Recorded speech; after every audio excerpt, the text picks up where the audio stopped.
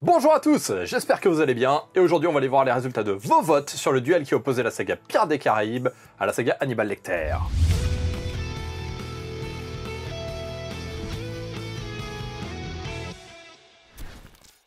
C'était un duel où il y avait à boire et à manger, mais au final vous avez été 11 à voter pour la saga Pirates des Caraïbes et 7 pour la saga Hannibal Lecter. On reprendra donc un billet pour les Caraïbes au prochain tour, et aujourd'hui on va s'intéresser à la saga perdante, la saga Hannibal Lecter. Mais au fait, la saga Hannibal Lecter, ça parle de quoi? Si vous vous posez cette question, c'est que vous n'avez pas vu l'épisode sur le silence des agneaux, donc je vous le remets juste là, et il y a plein d'anecdotes sur le film.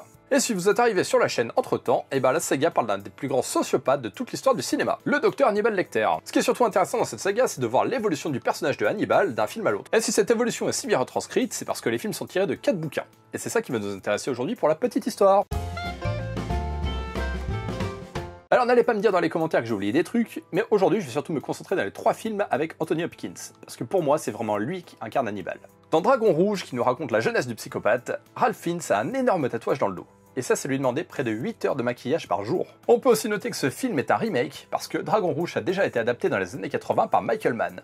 Et chez nous, le film était sorti sous le titre Le Sixième Sens. Rien à voir avec celui avec Bruce Willis. D'accord. Et ça nous amène à la première anecdote sur le silence des agneaux. Ouais, en cherchant bien, je vous ai trouvé 2 nouvelles anecdotes plutôt sympas. En effet, Le Sixième Sens a été un flop critique et public, qui a fait perdre beaucoup de thunes aux studios, et du coup, ils ont refilé les droits du silence des agneaux et de Hannibal gratos. On va aussi s'intéresser à l'affiche du film, car le papillon est directement inspiré d'une photo avec Salvador Dali, qui s'appelle Involucta Mors. Et enfin on termine avec Hannibal de Ridley Scott, le dernier film de la trilogie. Ici il y a un lien direct avec le silence des agneaux dès le début du film, parce que les premières scènes qui sont tournées à Florence, c'est la vue que décrit Hannibal Lecter à Clarice Starling dans le silence des agneaux. Et enfin Ridley Scott a failli refuser le film, car quand on lui a proposé, il tournait déjà Gladiator.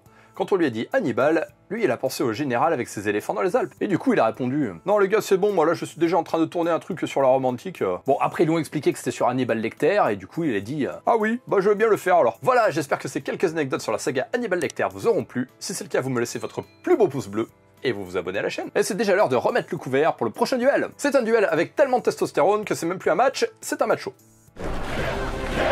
Oh c'est bon, j'ai le droit à une vanne de merde de temps en temps.